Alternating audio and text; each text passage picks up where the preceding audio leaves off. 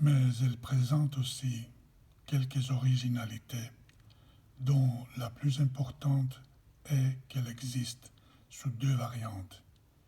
Une puriste plus près du grec ancien, la Katharevousa, et une courante plus près du grec moderne parlé, la démotique, qui a été récemment, 1976 et 1983, consacrée comme langue officielle de l'État grec.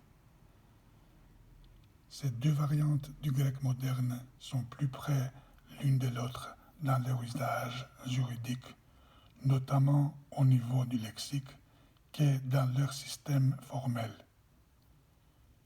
Une autre particularité est que la langue juridique grecque moderne, et particulièrement la démotique, est foncièrement influencée par la traduction.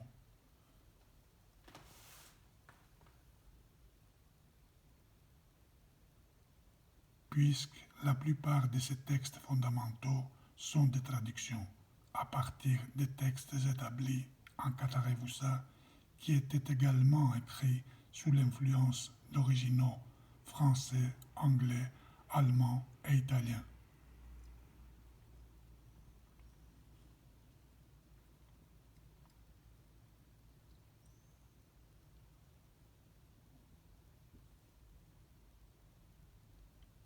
Ces observations sont confirmées et affinées à propos de la langue des textes législatifs des communautés européennes, qui est caractérisée par des vestiges morphosyntaxiques d'états antérieurs du grec, de nombreuses déviations par rapport à la norme du grec moderne et un vocabulaire spécifique.